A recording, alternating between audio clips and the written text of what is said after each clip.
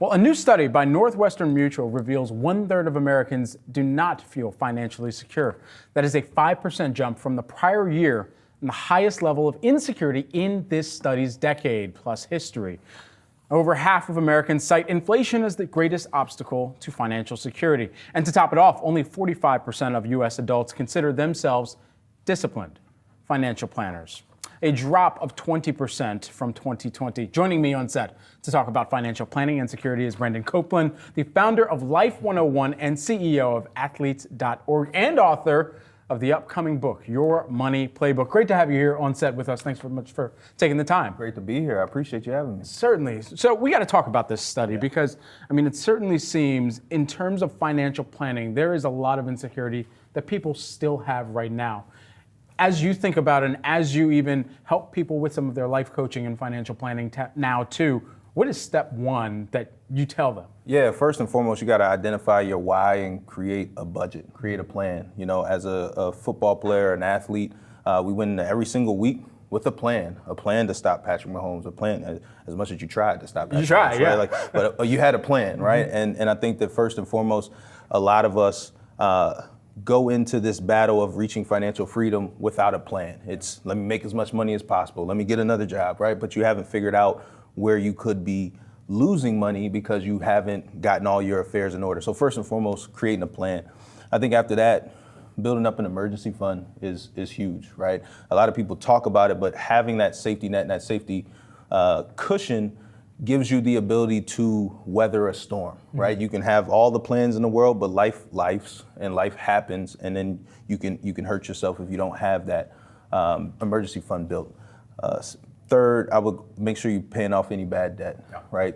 Prioritize it, hustle, and make sure that is off of your shoulders and not a burden to you for too much longer. And then at the end of the day, I always say you got to make money your employee. Put your money to work for you, or you'll always have to work for money. And so that's investing, that's retirement accounts, that's a number of different strategies, but you have to eventually become the bank and start to manage your money in a way where you are playing puppet master, so to speak, and trying to get returns on it. No, that's great advice. And when you think about the NFL player on average versus those of us out here in the workforce, it's a different type of scale, but there's a lot of other costs that you factor in along the way as well.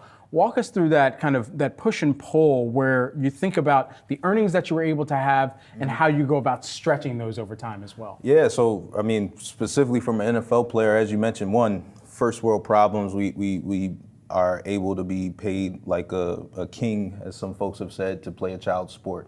And so that's amazing. However, there are also a lot of costs and things that come with that. Whether for me, I lived in 7 different places over 10 years, right? That's new leases, that's new apartments, that's new furniture. From team to team. From team to team, right? Yeah. It's part of the job, right?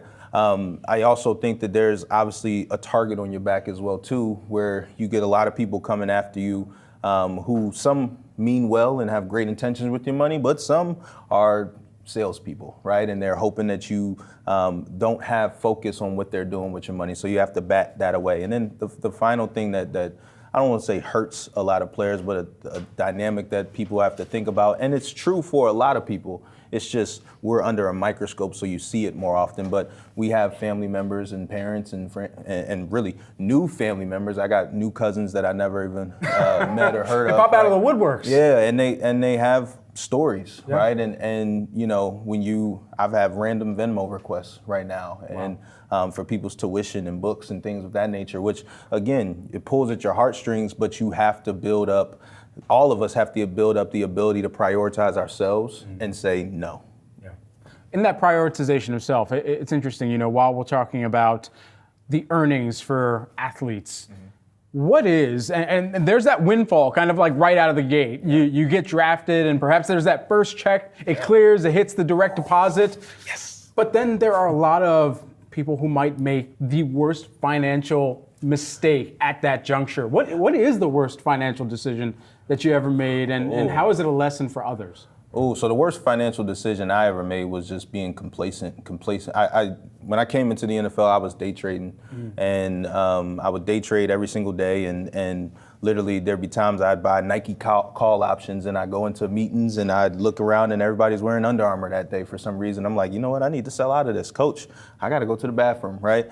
It's probably why I didn't start as great as I would like to start it in the NFL. But I think by having success day trading for my first year, I got to the point where I thought that it was natural. It was going to happen regardless. And by doing that, I took one of the biggest losses in my own career by trading Nike call options before the end of the year. And at that time, Greece, there were geopolitical tensions going on over in Greece and the whole market was down. So didn't understand leverage and how to manage my risk appropriately. So that's my biggest financial mistake.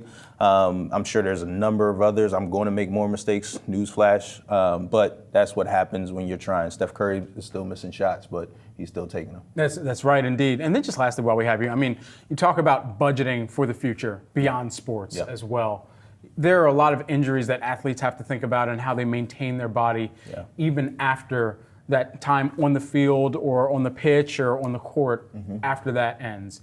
You know, how have you gone about doing that? Where do you even act as a support system for some of the other athletes out there and letting them know how you're going about it? Yeah, I think, you know, when you are an athlete, your job is your body, right? That is your largest asset. And so you take care of it, you know, most of us take care of it with like extreme measure, whether that's what you're putting into it, that's how you're treating it, and the rehab and the prehab and all those things you do. And so for me, over the last my 10 years in the NFL, all of the rehab equipment I was purchasing, which in my mind, I was like, you know, I'll spend more money here to have this machine at home so that I can spend more time on it so that it may give me one extra game.